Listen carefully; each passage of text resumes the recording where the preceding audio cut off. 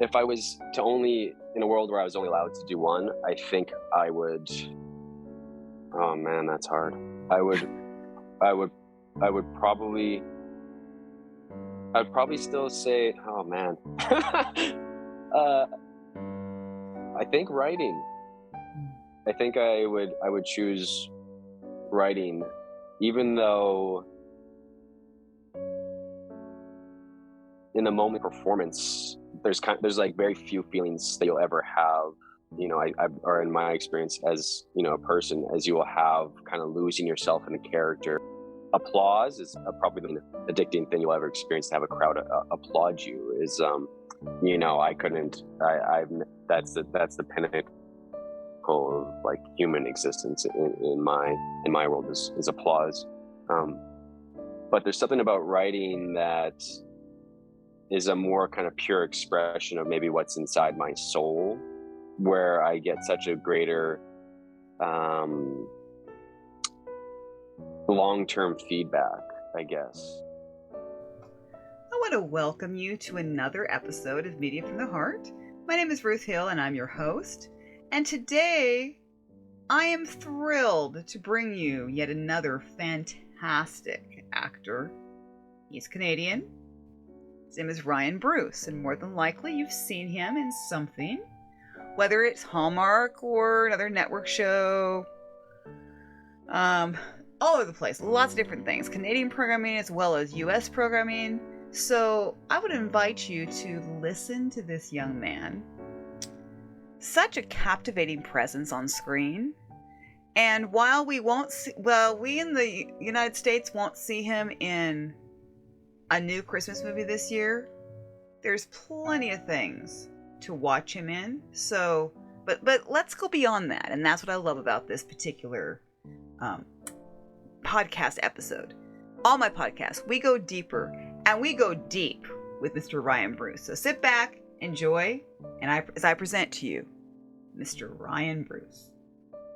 Well, I want to welcome you to another episode of Media from the Heart. My name is Ruth Hill and I'm your host. And today I have another exceptionally talented, gifted human being who is my very special guest, Ryan Bruce. Very nice to meet you. It's great. Nice to meet you as well. Thanks for having me. Well, my pleasure. I'm glad it worked out. Now, some of you may not be familiar with him. I have a feeling once we get into this conversation, you might find out that you actually have seen him in some things. That's what I've discovered. I've seen him. Actually, I'm very familiar with some of his works in the past. But I wanted to read just a little bit to introduce Ryan to you in case you're not sure who he is. Ryan Bruce was born and raised in Saskatoon, Saskatchewan. His training started in the theater department at the University of Saskatchewan. He then moved into film and television at the Vancouver Film School and has completed the CBC Actors Conservatory program at the Canadian Film Centre in Toronto. He is an actor and a writer, but has also jumped behind the camera to direct and produce. And so I realized that's a good way to introduce you. And actually, I want to talk about Saskatchewan. I've actually have come in contact with several actors over the past 2 years who that's where they're from. And really? Oh yeah, it's kind of interesting. It seems like there is maybe not I don't know if it's a major film center now. I know it's grown a lot, but it does seem like there are several people who are from that area. So what was that like then growing up in I'm not familiar with that part of Canada. I've actually never been to I've only been to Vancouver and Victoria. British Columbia has been my experience. But what was it like growing up in Saskatchewan? What was that area like? Well, for your American listeners, we're right north of North Dakota.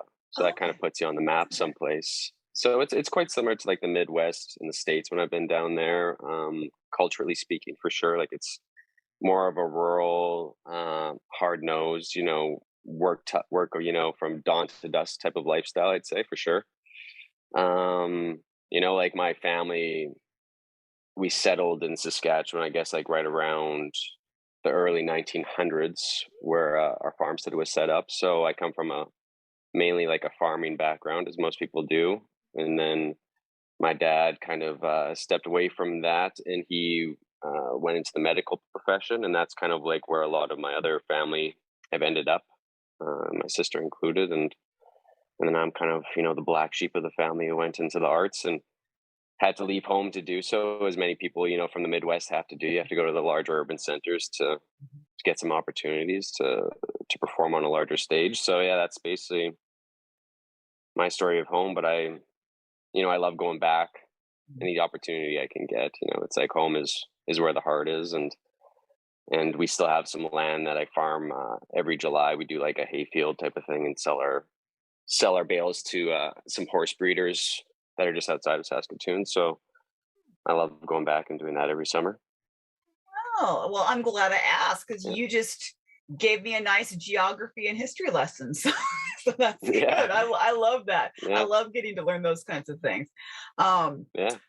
so since acting was not a part of your family, acting and entertainment and all that was not a normal part maybe of your growing up experience, then how did you get Mhm. interested in that? Um, yeah, it's a good question. Like, I didn't have any artists in my family except my grandma. She was actually American. She was born and raised in Chicago, and she was a dancer who actually used to open up for the Three Stooges when they would go on tour. Wow.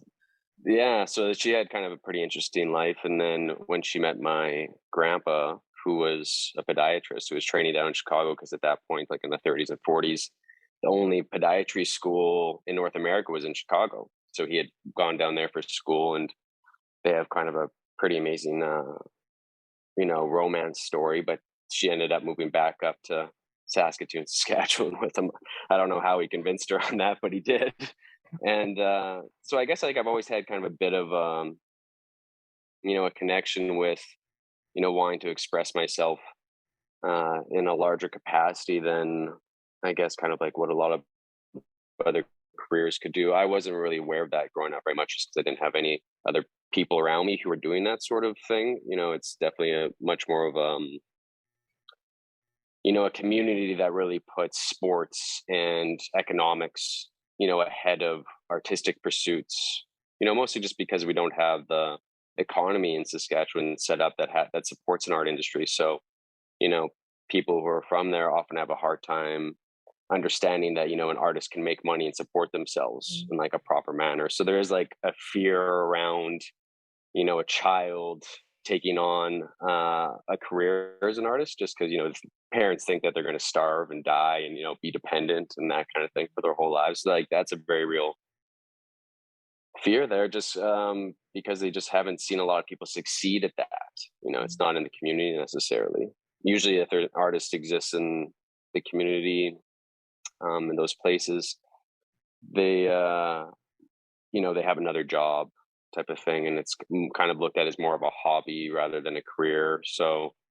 Um, so I guess it was just like by pure luck that when I was going to university, I was actually framing houses at the time. I used to be like a home builder, and in high school, I had like done a few theater type things, and my friends always were pushing me to do that further, just because they liked watching me, be crazy on stage and that type of thing. And I had hired a friend who was a semi-pro hockey player to help me build this house that I was building in the summertime when he was back from playing hockey.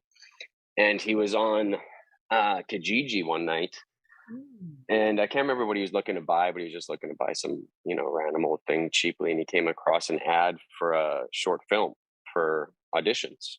So he had just like printed this audition off and brought it to work the next morning. And over the morning of us, working, framing this house, he had convinced me to go do the audition that day.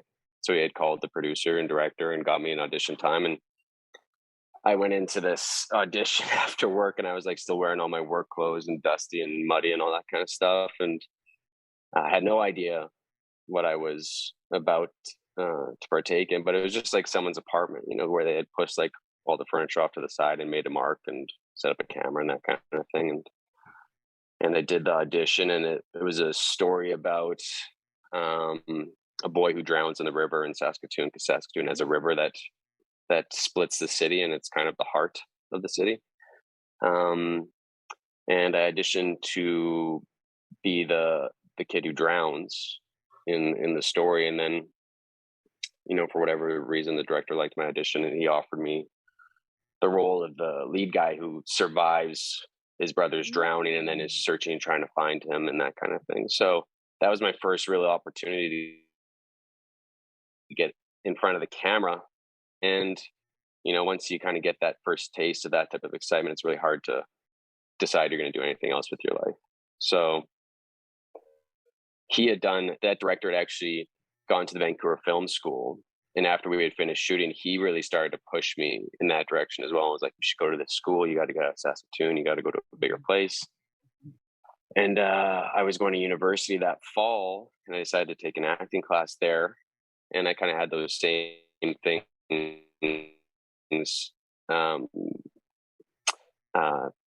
told to me by a lot of the instructors there. They were also pushing me to kind of pursue it on a bigger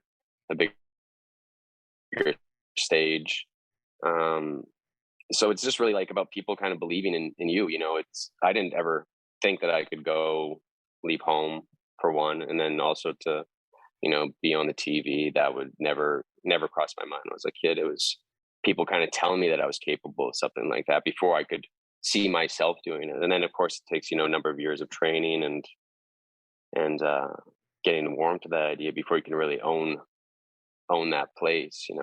It's a leap of faith and like quite a bit of confidence needed to stand in front of 100 people on set and pretend like they're not staring at you and that type of thing. So yeah, it's a process, but really I think it all starts with someone telling you that you're capable of doing something. Someone has to believe in you, before you can start believing in yourself. So I was just lucky at the end of the day that I had people that came into my world and told me I could do something like that. And they saw something in me, I guess, is kind of what had happened. And yeah, I'm just forever grateful to those people.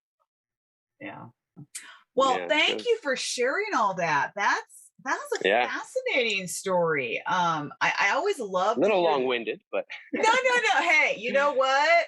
That's first of all, it was not boring at all. I always think I've interviewed enough actors and they always say, "Oh, I'm rambling," or it's long-winded, but I think that you're sharing your passion, you're sharing your story, you're sharing what's very meaningful to you. And while you're thinking, and I think we all tend to do this, we think, well, my story isn't really that exciting and nobody wants to hear it, because I think we have it's like, but then when we share it and people can make those connections, like, wow, and that's what I love about, that's one of the things I love about my podcast. And maybe when I was doing interviews before this, is getting an opportunity for people to share their stories, because you don't always get that opportunity. And I love being able to find the people who maybe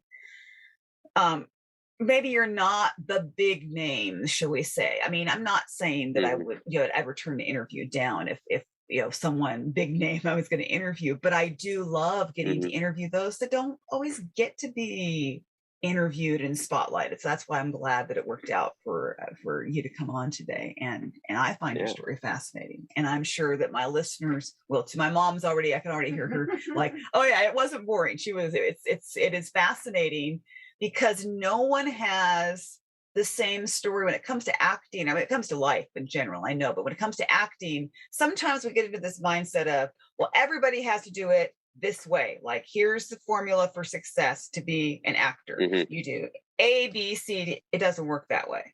Like it just doesn't. And so I love being able to hear the way that you got there, and your story is unique. And I haven't heard a story quite like that. So thank you for sharing. So how did your parents, what were your parents, and you said your sister also, what were their thoughts when you decided that you were going to pursue this career? I think like skeptical, probably.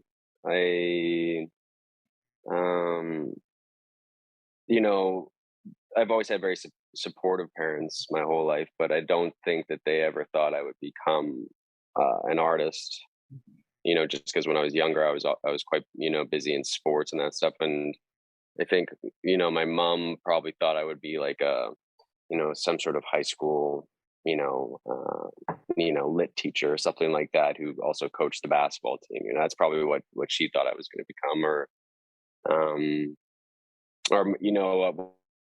when I was doing construction, I think my dad really he was, a man who really appreciated people who did things with their hands, and made things that were of worth that you could see. He really understood that type of thing. And I had a bit of a talent for woodworking in high school, and he, loved woodworking, so he was always pushing me to do that type of thing.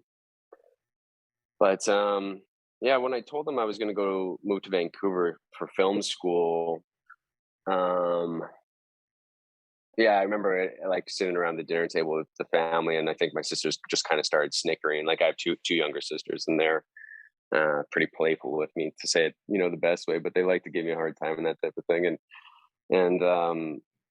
and they were. And I think my mom was even more apprehensive than my dad was, actually, because I think she was just worried. She didn't want me to leave home. Mom doesn't want her son to leave. That's kind of how the old story works. But I think my dad kind of thought I would go and do the schooling and kind of realize that I wanted to come back home and do what I was doing before, type of thing, right?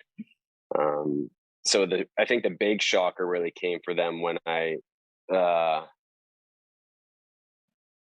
when I told them that I wasn't going to be coming home after that year of studying in Vancouver. That I got an agent, and I had done some things in film school that were put on camera, and I think I had shown them those videos, those short films, and it always bothers them when they watch me act, because I'm a little bit more of a character actor generally. So it's like quite a challenge, I think, for someone who knows you personally to see you kind of become a different person. It really kind of messes with how they see you. They just have such a strong feeling towards who you are in their life. That's my brother, that's my son, that's my whatever. And as soon as they see you, have a weird accent, or behaving erratically, or even sometimes I played characters that are quite, vicious people. Mhm. That's really hard for them to kind of take that into their system, and not have kind of a strong reaction to it, right? So, but on some level, I remember we went down to the farm, actually, because we lived in the city, and we went down to like my family farm. That my dad was a twin, and we went down to visit his twin, his brother, who still is on the family farm. And when we were down there, I showed my uncle the video that I had made at school, and my uncle was quite impressed by it and was like very, oh, you should do this. Yeah, you should keep doing this. This is great. And I think my dad, seeing his brother's reaction to watching me do that, I remember on the drive home, my dad was a very quiet man as well. So it's like, you could do a 4-hour drive on the highway, and he would maybe say 3 words over like the old, government radio, as someone was, droning away the whole time. And I remember he just kind of spoke up out of nowhere and was just like, I think you can do this if you want to do this. So um that was like the first time I really heard him, with conviction in his voice, approve of what I was deciding to do. And that was quite a big moment for me, obviously, to, it's like no matter what we say, I think, our parents' approval is just always going to be a huge thing to anybody. It's like, it's a lot of the reason why we, want to be good in life, is so that we can live up to, the goodness of our parents. And both my parents are quite, helpful people to their community. So I've always strived to kind of fill those big shoes, and I hope, with my acting career, I can do that as well, and with the things I want to produce in the future and that type of thing. So yeah, another long-winded answer for you.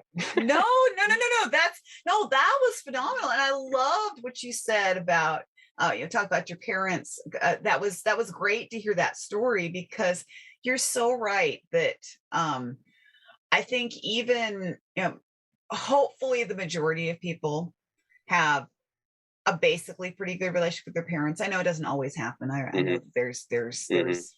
there could be situations where it's not, but Hmm. but hopefully we all have at least some semblance of a good relationship with our parents. And there just is Mhm. always that thing of, it means so much. It's funny when for me, where I'll interview someone, and then I know if their mom comes back and says that was such a good interview and blah, it's like the best compliment I could possibly receive, because I know how important it is. Yeah. Like, your parents are supportive, and so Mhm. for the mom to come and say, "Oh, you did such a great job, and that was fantastic, and thank you for," then it's like that means so much. It's great when I hear all the other things, but there's something about those parents, and so that's good that um, I love the fact that you have supportive parents, but I can certainly understand the concern Mhm. going in there, of course. But it Oh, yeah. sounds, Mhm. but that's good. That was, thank you for sharing all that again. We're learning quite a bit about you, Ryan. So Yeah. thank you. Yeah. Um, so I know you talked about your the short film that you were first a part of. So Mhm. what was the first, like, bigger role, or that you had the opportunity to be a part of? Um, like the one that I kind of remember the most would have been a show called Blackstone, which is like a was a really interesting show that was shooting up here in Canada.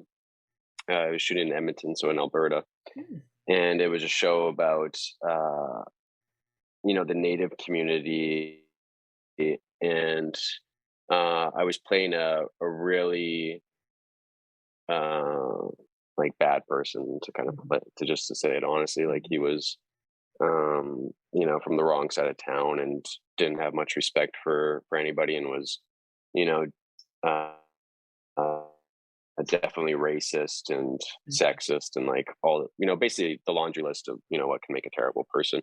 And it was a I got to do 2 episodes, and the arc for those 2 episodes was really around my character and this kind of terrible storyline that is reminiscent of some of the issues up here in Canada with the missing and murdered Indigenous women. Mhm. Mhm. So it was like a really tough storyline to dive into, and that kind of sat with me for a long time after playing that role, just because there is like a bit of a residual effect that happens. Sometimes when I'm performing, I guess there's like a bit of a disconnect.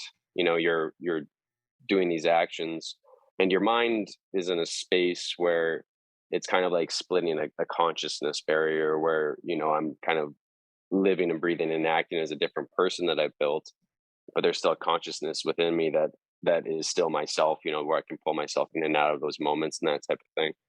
But in the after effects, sometimes I'll have like nightmares where it's like you're living that scene, but you don't have that disconnect where it's like you can stop it, or that you're in control of it. So especially for some of the scenes I had to do in that show, that was yeah, a big moment for me, especially to kind of like really get lost in a character like that, and to have that the residual effect afterwards, where I was trying to figure out what this was doing with my psyche. And I had like guilt. I would wake up in the middle of the night, sweating, and with just these like kind of a panic attack of guilt that I had actually done that thing.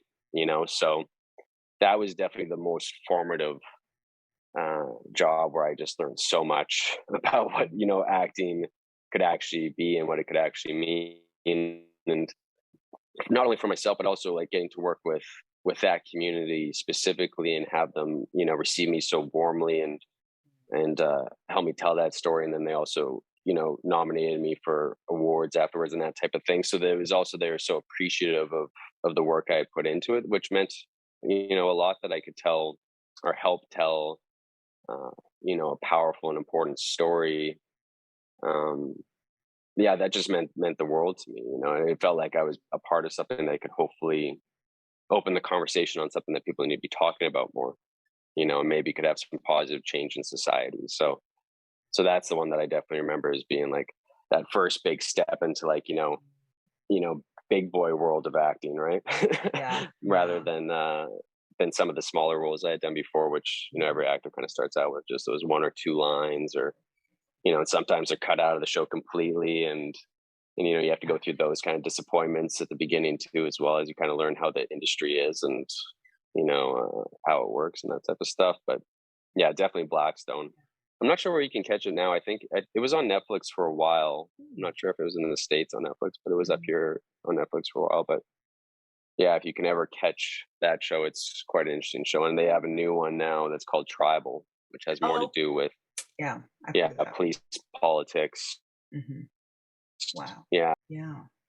No, well, and what you were talking about, having nightmares, I've heard of other actors who have, when they've done these roles that are really intense, how much it will affect them, and sometimes, in fact, I had a friend that did this really intense short film, or actually it wasn't a short film, but it was an independent film, that was it, and really just the character was brutal. I mean, what he had to go through, and it Hmm. took him. I remember him saying it took months to be able to get over that particular role because it affected him so much, and he didn't even realize until afterwards how much it affected Hmm. him. So I think that's probably something that a lot of people don't realize. They just sit there, they watch the movie, they watch the show, and it's like, okay, that character's bad. That character,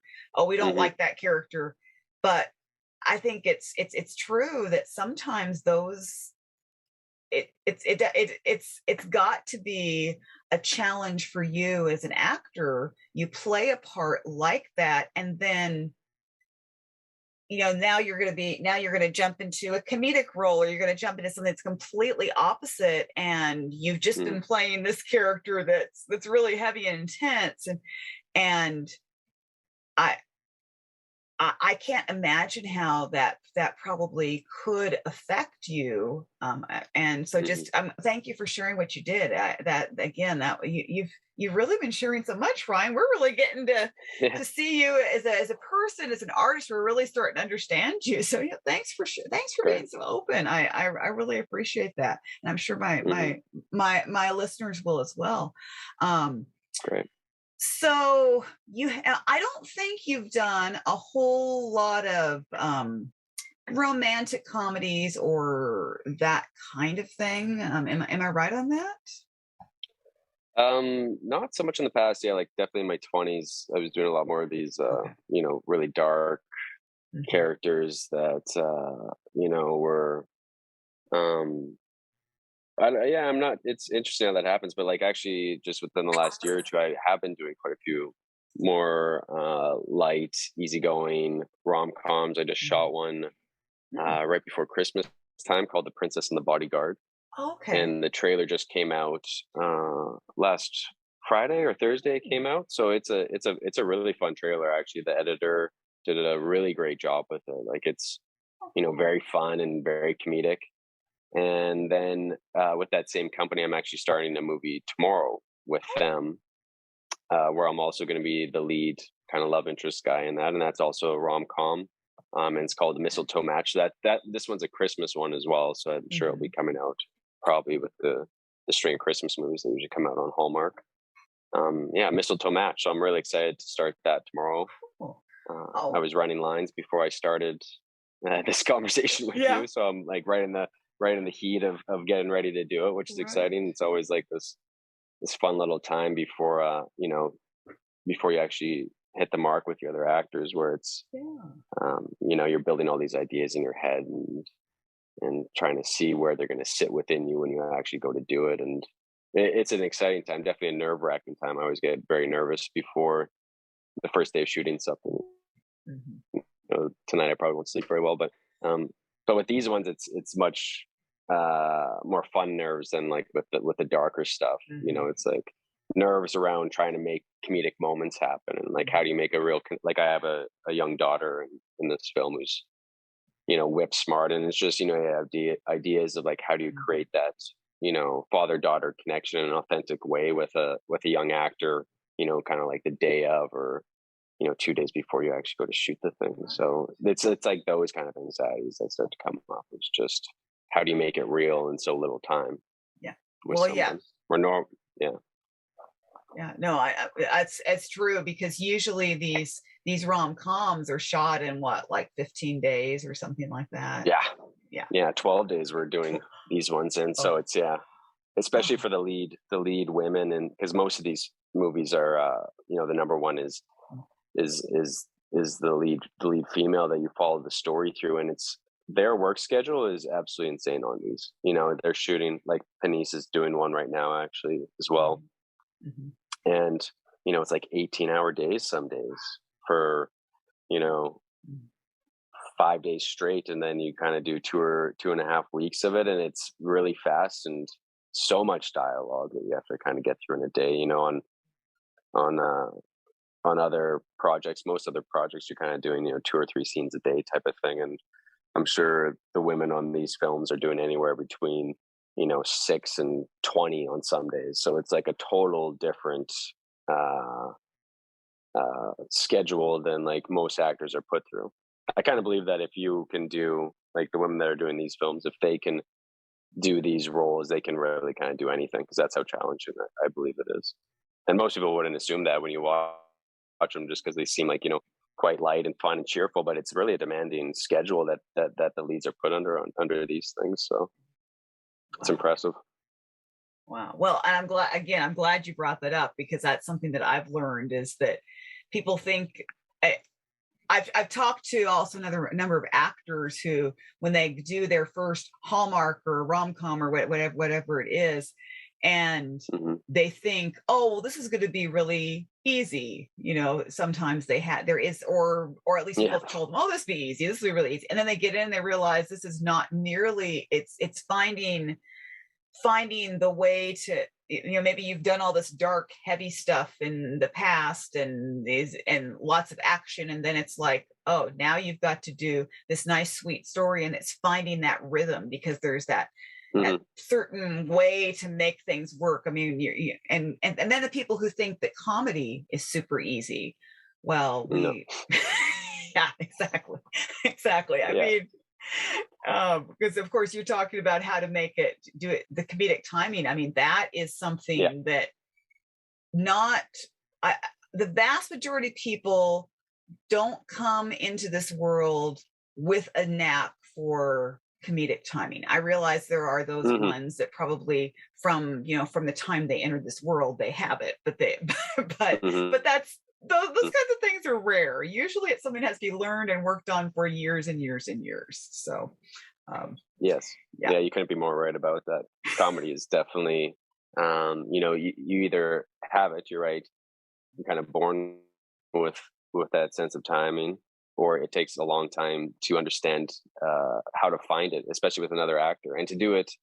Especially with these Hallmark movies, a lot of them ride on, just like this, trying to find these authentic moments and like these kind of mythical storylines of love. So it's like it's to find a genuine connection, and also to be keeping comedic timing and to getting jokes in there that sometimes exist on the page, or in the script. When I say the page, I'm meaning the script, but that is extremely challenging. It's a lot of hard work, especially when you're doing so many scenes in a day. If you have time to rehearse prior, then it gets a bit easier because you can find these moments with the other actor and the director before having to clean it up and make it work for the camera and for all the other million things happening on a set.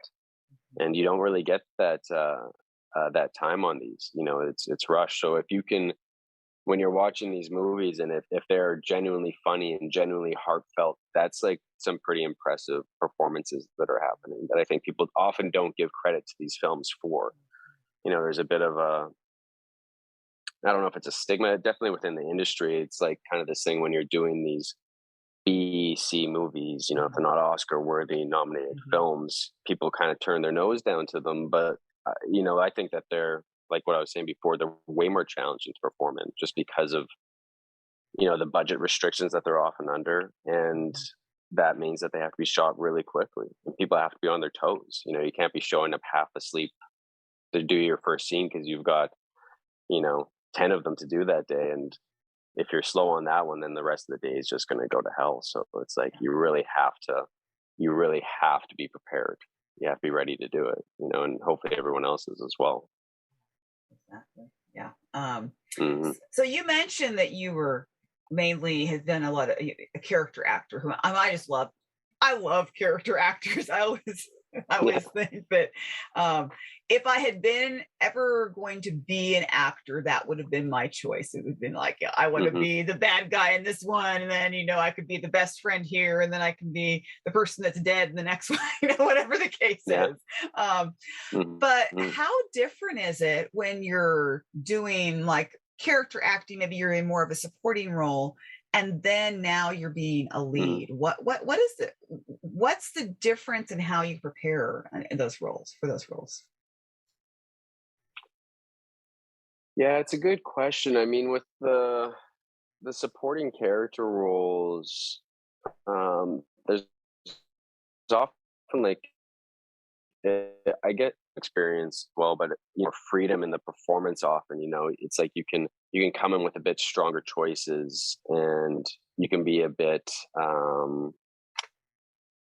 more kind of lost in what this character's thing is, as long as you're serving kind of whoever the leads are. It's like you're kind of setting them up for certain things, certain moments to lift them up in their main storyline. So being in that role of support for someone else can often be quite freeing for yourself. You don't have to think, you don't have to be pretty. You don't have to be, charming, or, you don't have to be, the prince or the princess, these things that have these larger archetypical roles that are kind of based on, Disney movies from way back when.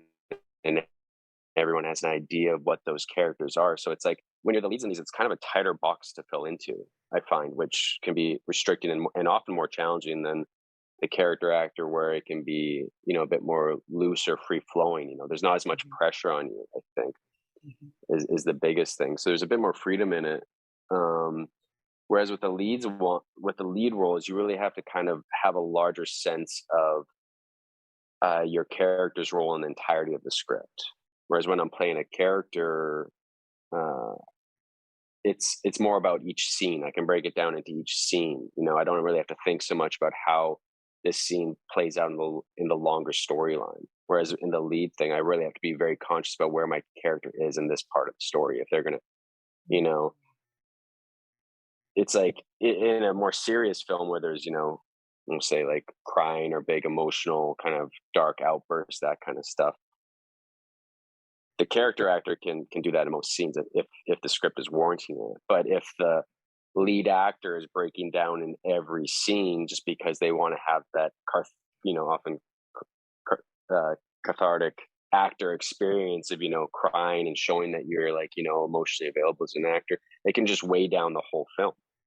Right? It's like you kind of have to pick your moment for when that could happen for your character, when the door really opens and you really get to see inside of them. It can't be in every scene, otherwise the film just starts to really drag.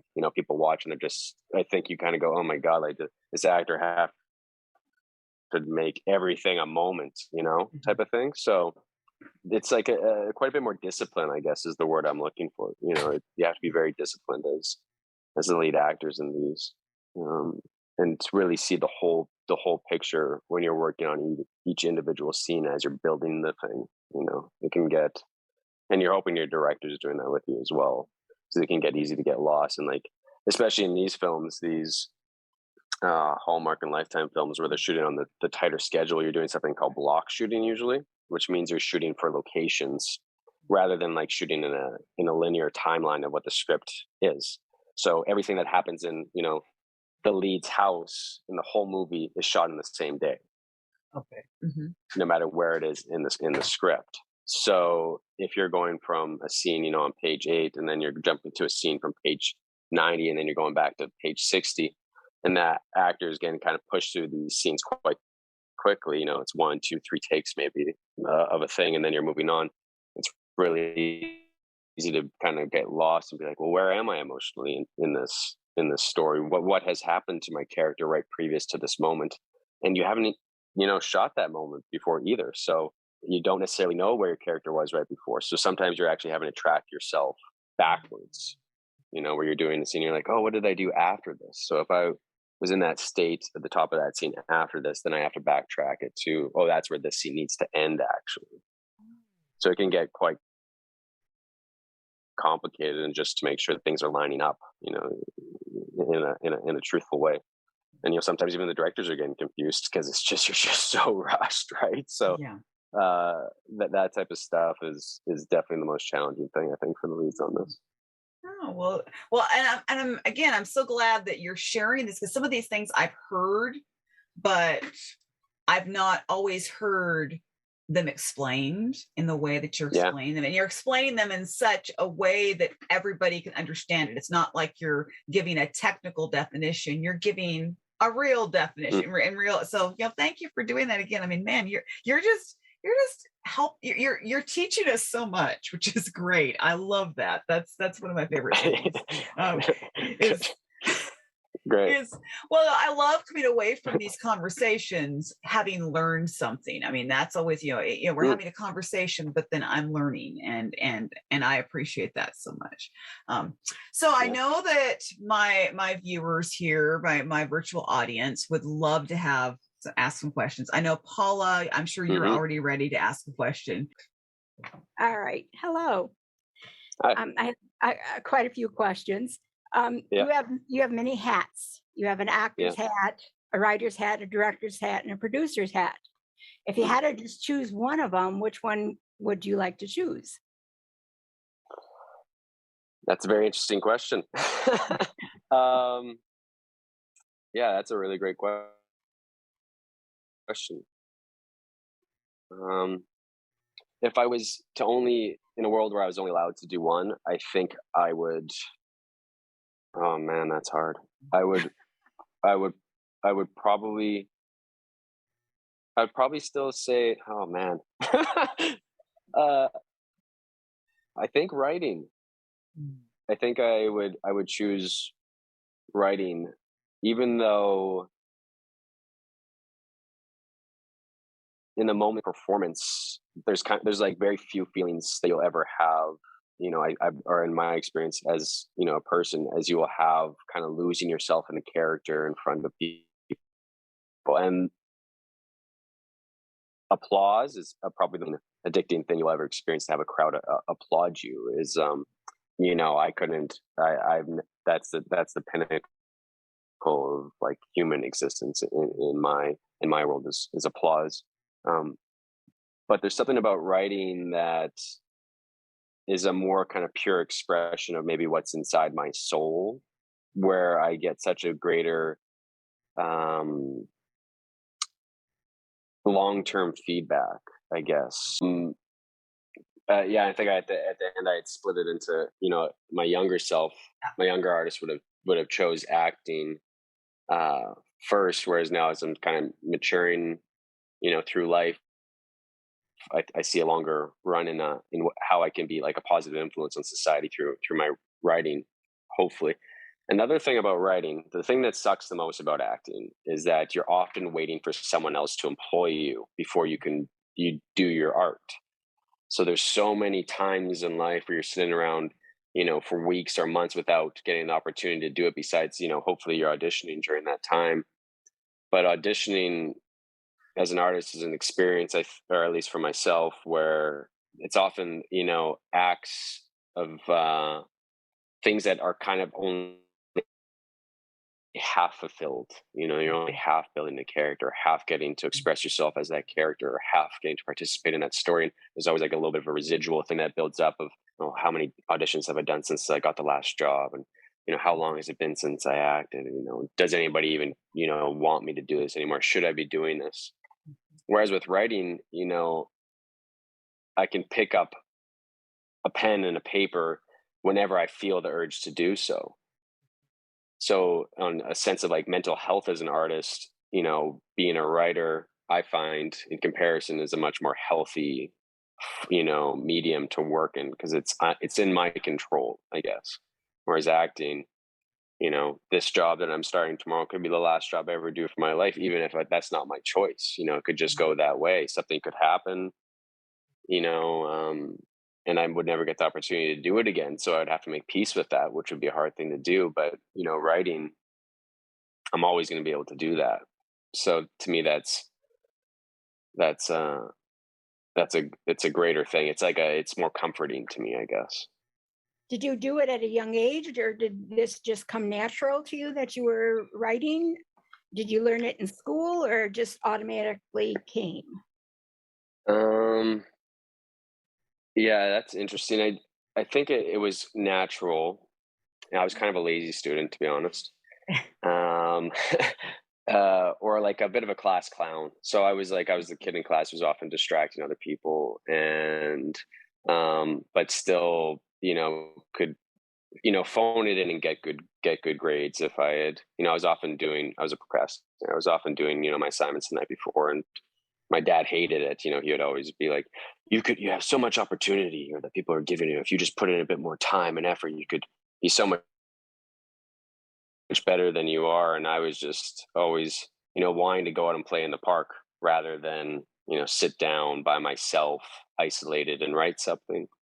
So I guess, I was always lucky in that aspect that it came easily to me. But then when I was graduating high school, my dad was diagnosed with cancer. So at that point, I was kind of hit with this real big dilemma, I guess, for lack of a better explanation. But at that point, I started to kind of suffer from insomnia. Just like I would have these reoccurring thoughts when I was trying to sleep about my dad dying and, no longer being there for me and what that would mean for my family and that type of stuff. So I wasn't sleeping very well. And then I was in university and one of my classes that I'd taken was creative writing, funny enough. And I was kind of sleeping through classes at university. It wasn't a big class. It was a niche writing class that was it was like Canadian history of hockey. And there was like mostly all like the U of S Husky hockey players were in this class. And then like me, who was like the only like non-hockey player in this class, like 12 people or whatever. And I was like kind of falling asleep in class. And the teacher was just this really great prof who, was just taking the time to notice people. And he was noticing that I was sleeping in class.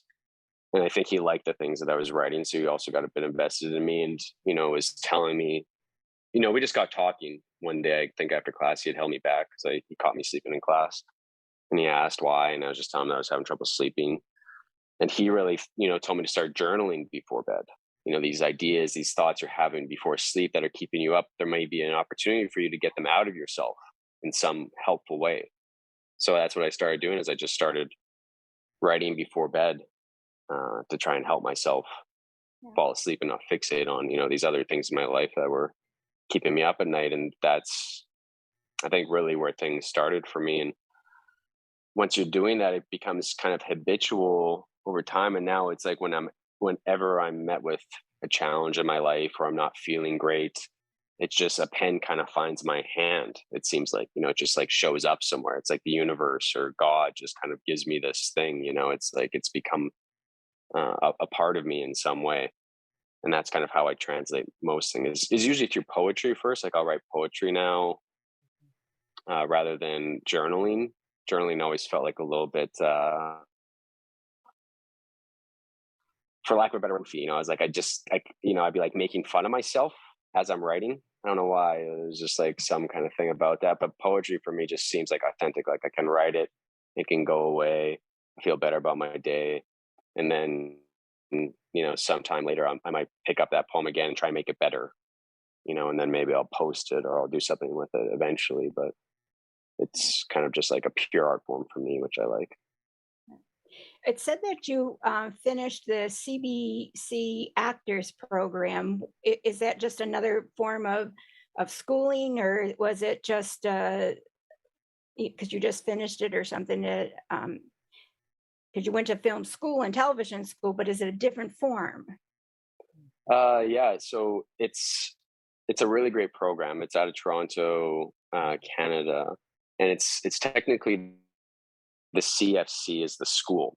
So it's the Canadian Film Center, and it's kind of basically the highest level of film training that you can do in Canada for sure. It'd be something kind of similar to maybe like Juilliard in the States, in New York City, or or New York Film. So it's a really great program. It says the CBC is like our national broadcaster. So it's kind of like public broadcasting, like PBS, what you guys have in the States, but it's fairly well funded here. Like our news is through that, and they fund the acting program, and for 6 months, so they take 8 students a year, and you apply and you audition for the program, and it's like by far one of the best things I've ever done for myself as an artist, was to go and 6 months off auditioning and just focus on like what I wanted to do, as a storyteller, and have that time away from the industry, because industry can be quite toxic over, a long period of time. So I think it's really great for people to take breaks from it, and they pay you to go to this school. So there's like a bursary program, which is so good, because usually you'd have to be, working a bartending job or whatever else it is to like support yourself through a program like that. So, and they get some of the best teachers, honestly, in the world. Like we have this lady, her name's Lindy Davies, and she's a really great acting teacher, kind of like a world-renowned acting teacher from Australia originally. And she comes up to do the program every year. And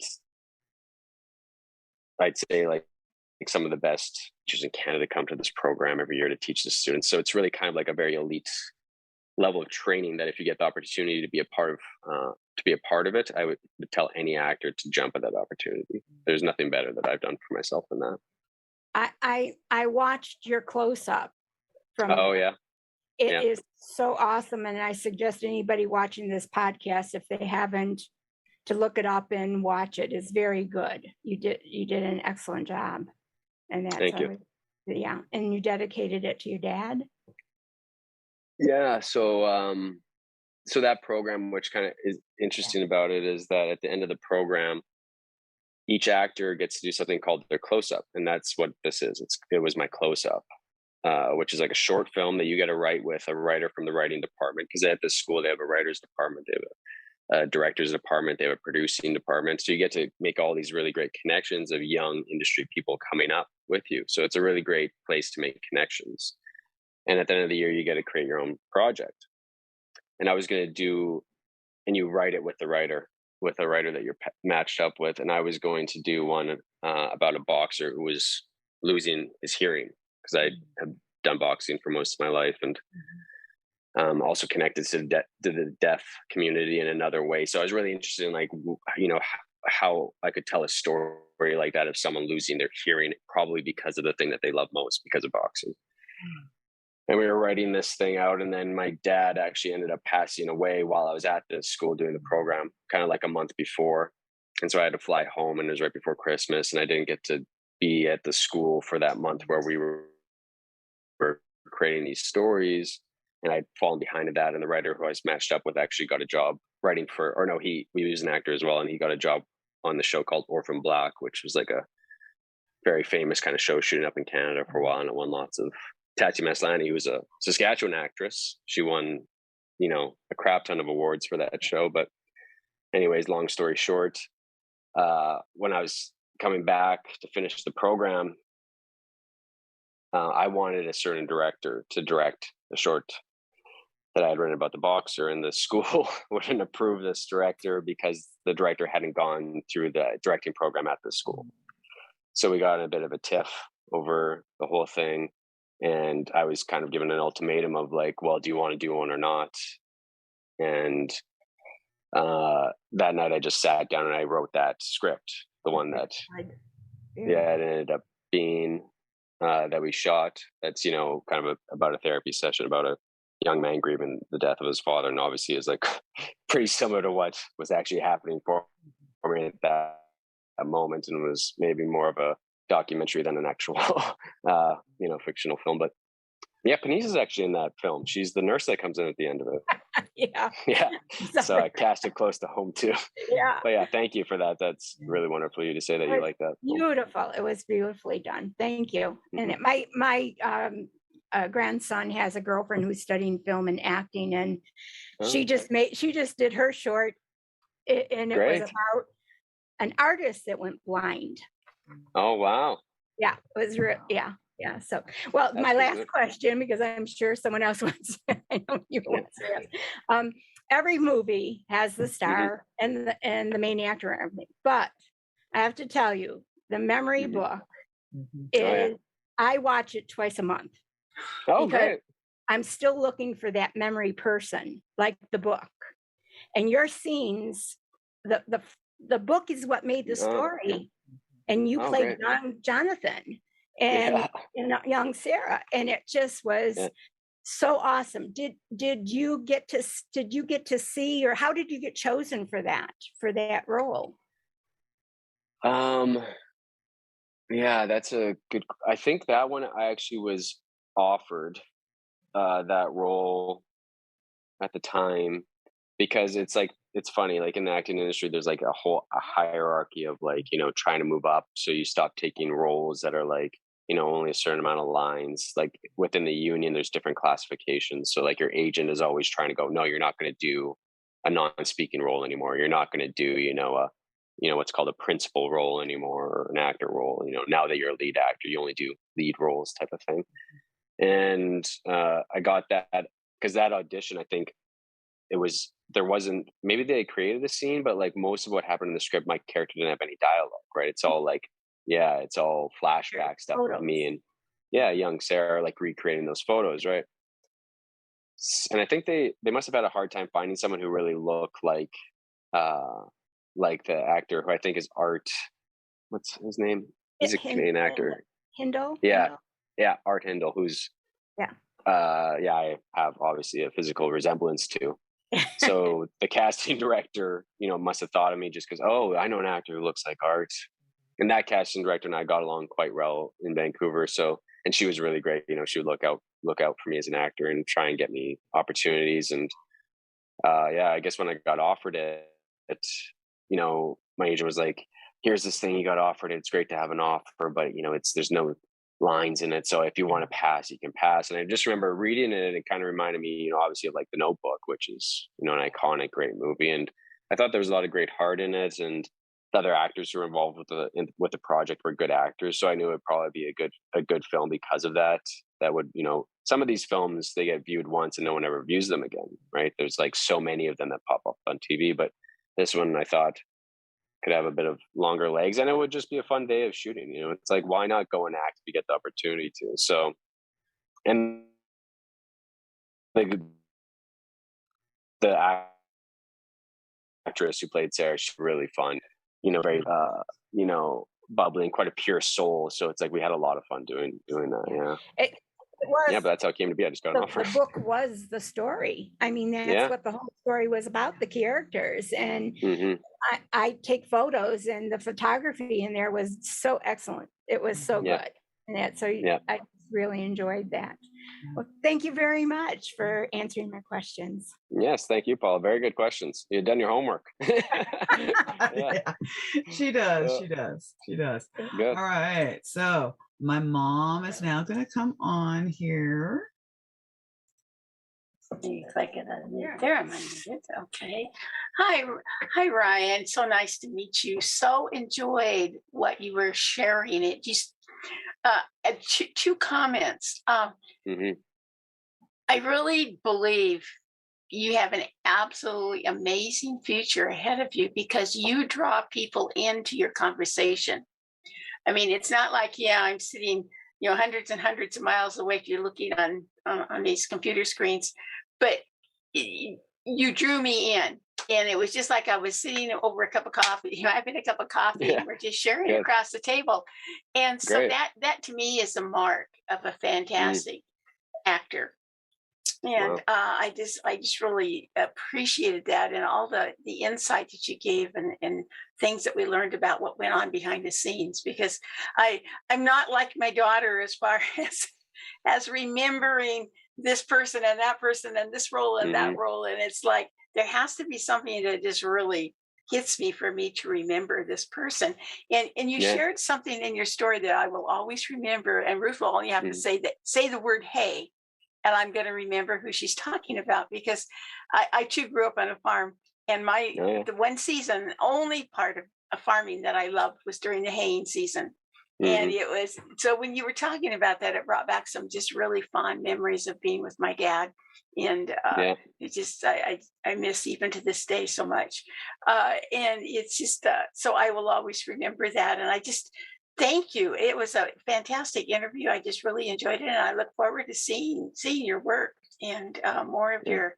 I remember the title of every book. I remember pieces of it, but I'm gonna have to go check it out again. I'm gonna have to watch it again because it really got my curiosity up, and you just really a tremendous person inside you, and that's what came out. And I just want to thank you for that. I just really enjoyed listening to all that you had to share, and look forward to a great movies and times of entertaining ahead. So thank you. Thank you, Mom. That's yeah, very nice of you to say. All those things were hit me deep. Yeah, thank you. That's good. That's good. So go ahead, Tammy. Hey, Ruth, thank you. Hi, Ryan. Nice to meet Hey, you. likewise. Hi.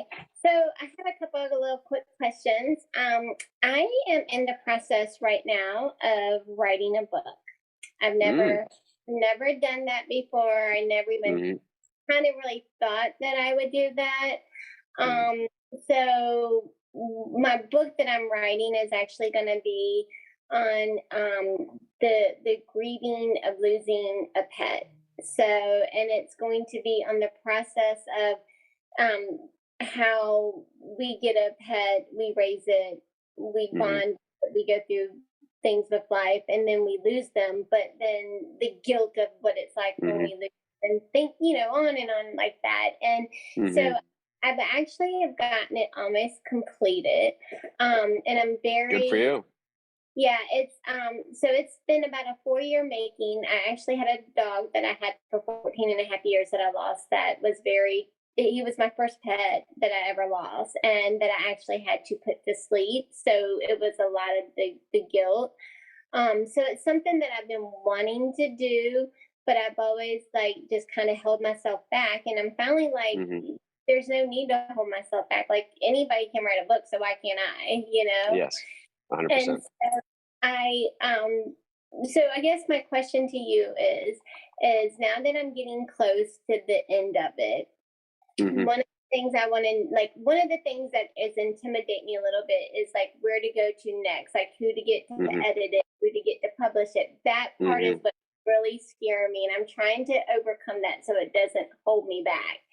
And Yeah. then part two to my question for you is listening to what you were saying is that I took drama in school, and I've always been into like the plays and the movies and things like all of that. I've always been interested in. But as I've gotten older too, one of the things that I love to do is I can see things. I can envision like plots and storylines and things like Hmm. that. So in that sense, where would you go if you had ideas of, say, hey, I think this would make a great script, or hey, how about like Hmm. how we put this together? Like, what would the advice that you would have to give to someone who might doesn't want to be in front of the camera, but Hmm. wants to be the kind working on putting stuff together? Yeah, great question. So, are both questions. So the book, stuff, and they're both kind of related. So, Mhm. kind of what I hear you're saying is what you like right now. You're working in something that's kind of like I refer to as like a bubble. So it's like it's kind of it just feels like it's you working with yourself, Mhm. and I find that experience is often quite isolating and lonely. And COVID has also been that for us as well. So it's kind of like a double down of that thing. But what I'm trying to do always is trying to find a bit of a community to work with. Mhm. So I think it really just starts with talking with people, telling them that you're doing this. I'm sure there's a lot of people in your life that probably don't even know you've been writing this book for 4 years, and there's a lot of people in your life that want to support you and love you and want to be a part of that story. And maybe at first they're going to, kind of act a little thrown off by it, obviously, because it's like, well, why didn't you tell us you're writing this? And I'm sure it's probably because it's quite a personal, emotional story. And you might feel as a writer that you're revealing things about yourself in that story as well that are, uh, big things for yourself. So there's nervousness around that. But I think like the biggest thing to tell you would be that like everybody wants to express themselves, and everybody wants to be known better. And we often in life are stuck on these very surface conversations that are just like, about the weather, or, what you have for dinner, or, what's your weekend going to be. But I think everyone craves deeper conversations. So you don't have to fear, telling people about these bigger things you're wanting to do. And once you start talking about them, you're going to find other people around you that also have the same wants and aspirations that you do, and that you can maybe work together with. If you see the storyline, there's someone in your community that probably has a dream of shooting a short film. So then you can collaborate with them in that capacity. To break into like the larger industry, it's often like, usually it's just like really, who a lot of the time. And that's like the fastest way to break in. Some producer, or you have some cousin who's friends with a producer in Hollywood, and then they'll try and get it. But that's, for lack of a better term, like moonshot type thing, like just pure luck, coincidence. Where I think like at the state that you're at, it might be good to look around what kind of educational programs are already set up around you, a writing class where you can take this project to, and there's other people that are going to be bringing projects to that as well, and you would be paying the class to help you workshop your story, and you would also be helping them workshop their stories. So like educational communities or schools are often great places to build those relationships, because you're also on the same level as those other people. Having to approach a business where you feel like you may not be qualified yet to get there, you can start in a much more simple place, I think, of just finding a community of like-minded people that are all wanting the same things as you. Publishing, like the easiest thing to do is self-publish. There's like a number of companies that you can Google online. I know Friesen Press is one, that they're quite good, who you can publish with. I think it's like $3,000, and they'll help you like do your cover design and all that stuff. And I think you can even get an editor through them, so that you'd be paying them to help you with that process. But I would also like from writing, or try and write my own books and get into certain stages of them. I think like for any book, before it's probably, you want to make sure to go out to people. And I always think that it's like, it's never ready until it's kind of like 5 or 10 drafts that I've done from kind of beginning to finish, where you've actually like, broken it apart and rebuilt it, and like found a gleaming error and solved it, and then had to go back and backtrack. Oh, this actually has to change because that one thing changed. So, you really want to make sure you've kind of done your due diligence before sending it out, especially if this is your first thing that people are reading of yours. It's not like you have some other, and I'm just assuming here, you don't have another great piece of work that people already know that you've done, and it's with your work, it's almost like a first impression as well, like a personal first impression. So it's like, you want that to be strong, and I think it's about not rushing that as well. And maybe finding someone who's like really, I have people in my life who I'm quite close with who get, they get to have the first read of things that I write, because I know that I can trust them. And even if it's not quite ready yet, they'll still be gracious with their notes or feedback. They'll like take into care my sensitivities as an artist, because they're often artists as well, so they know, the right way to kind of say, yeah, it's good. There's good heart in it. You just got to fix this, that, another thing kind of thing. So I think it really comes down to finding a community of people that you can trust to hold your heart when you give it to them, because that's probably what it's going to feel like. Yes. Well, very good. Thank you so much for the advice. I really appreciate that. Amazing. Wow. Yeah. Good luck with it. That's a big endeavor you took on, and congratulations on getting close to finishing. And now that's a big thing. Thank you. Yeah, it's something that I definitely, as I sit down, I definitely can tell that as you write, it's it's one of those things as I'm writing that I can just, like, sometimes it just feels like my heart wants to explode, just like from the things I'm trying to put on the paper. So I feel like a very connection to it. So that alone makes me feel like that I'm doing the right thing by doing it. So. Wow. Oh, well, thank you. I agree. Well, It'll be thank for you you first, and then through the drafts, you figure out how to make it for other people. Exactly. Yeah. Well, thank you, Tammy. That was awesome. That was really a great way to even wrap things up. Ryan, that you know a lot of stuff. You have shared so much with us during this time. I can't even thank you enough. I have learned so much about so many things. I loved your whole perspective. So, thank you. And thank you, Tammy, for asking. That was brave of you to ask. That took some courage. So thank you. All right. Well, as we're wrapping things up, if you guys do want to unmute and thank Ryan for being here, if you want to express your gratitude to him, feel free. So much. I did see the trailer to the new one, the Princess and the Bodyguard. It looks awesome. Great. Really glad you like it. Yeah. Can't wait to see it. Yeah, good. Ryan, thank you, and best wishes for everything for you. Yes, thank you. Good luck. Yeah. Well, thank you, Ryan, for being here. It's been a joy. I have a feeling we're gonna have to have you back at some point, because we just started this conversation and we could have kept going for a long time. So thank you so much. I have learned so much and I've so appreciated it. And we look forward to all of your works coming up. It's gonna be exciting. So good luck tomorrow. Appreciate it, Ruth. Good luck tomorrow. Yes, thank you very much. Yeah. First day. Yeah, that's right. All right. Yeah. All right. Thank you, guys, and have a great rest of your day. All right. Bye-bye. Yes, you too. Bye. Bye-bye. I really have to thank Ryan Bruce and my incredible virtual audience. This was such an engaging conversation, but I also don't want to forget to thank Paniz Zade. Without her, Ryan would not have been here.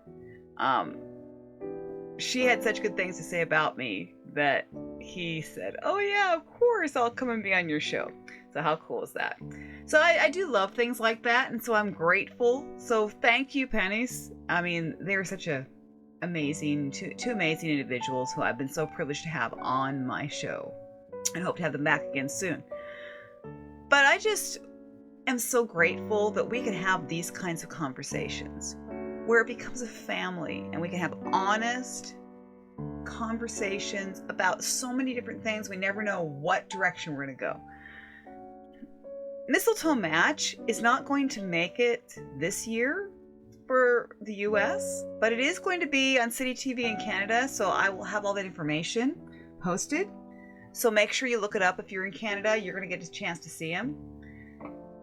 If not, if you happen to be elsewhere, look up his works. Lots of stuff out there, whether it's a memory book, whether it's Republic of Sarah, whatever it might be. I invite you to look this young man up, and I can hardly wait to see what the future holds for him. But I just want to thank all of you for being here. Without you, my podcast, Media from the Heart, would not exist. And I thank you all for your continued support. If you're listening on Apple Podcasts, please rate, review, subscribe. That'd be awesome. If you're watching on YouTube, thumbs up, subscribe, please. It'd be awesome. And just be sure you join my Facebook group so that you can come on one of these episodes. I know not everybody can because of work schedules. I understand that. But there are some coming up that you might be able to attend. So just pay attention, because I'd love to have lots of you come.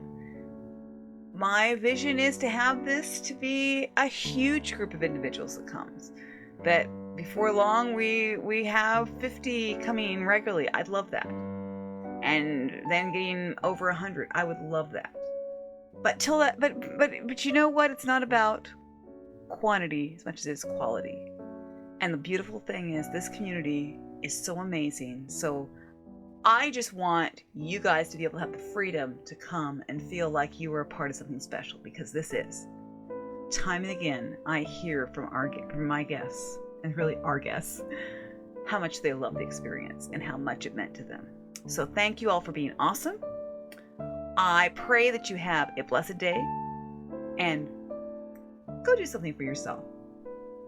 God bless.